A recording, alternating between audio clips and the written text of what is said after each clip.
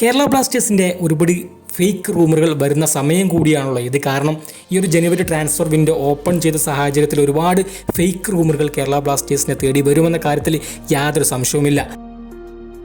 എടുത്തു പറയേണ്ടത് നമുക്കറിയാം, കേരള ബ്ലാസ്റ്റേഴ്സിൻ്റെ ഒരുപടി ആഭ്യന്തര താരങ്ങൾ കേരള ബ്ലാസ്റ്റേഴ്സ് വിട്ട് പോകുമെന്ന കാര്യം സംശയത്തിലാണ്. അതിനു മുമ്പ് നിങ്ങൾ ആരെങ്കിലും ഈ ചാനൽ സബ്സ്ക്രൈബ് ചെയ്യാൻ ബാക്കിയുണ്ടെങ്കിൽ തീർച്ചയായിട്ടും സബ്സ്ക്രൈബ് ചെയ്യാൻ മറക്കരുത്.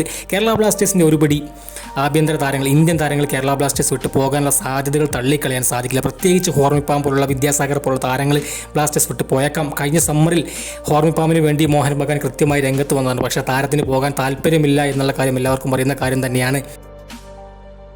നമുക്കറിയാം, കഴിഞ്ഞ ട്രാൻസ്ഫർ വിൻഡോയിൽ മോഹൻ ബഗാൻ ഒരു വലിയൊരു ഓഫർ താരത്തിന് വേണ്ടി വെച്ചിട്ടുണ്ടായിരുന്നു.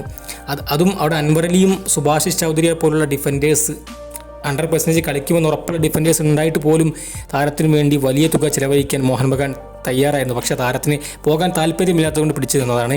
ഒരു പക്ഷേ ഈ ഒരു ട്രാൻസ്ഫർ വിൻഡോയിൽ താരം പോയാലും അത്ഭുതപ്പെടാനില്ല. കാരണം ചെന്നൈ അടക്കമുള്ള ടീമുകൾ ഇപ്പോൾ താരത്തിന് വേണ്ടി രംഗത്തുണ്ട് എന്ന കാര്യത്തിൽ യാതൊരു സംശയവുമില്ല.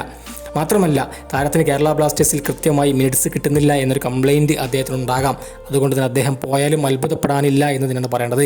മാർക്കസ് മർഗലാവ് പറഞ്ഞു വെക്കുന്നു അതുതന്നെയാണ്. എന്തുകൊണ്ടാണ് താരം കഴിഞ്ഞ സമ്മറിൽ പോകാതിരുന്നത് എന്ന് എനിക്ക് മനസ്സിലാവുന്നില്ല എന്ന് കൃത്യമായി പറഞ്ഞു വെക്കുന്നുണ്ട്.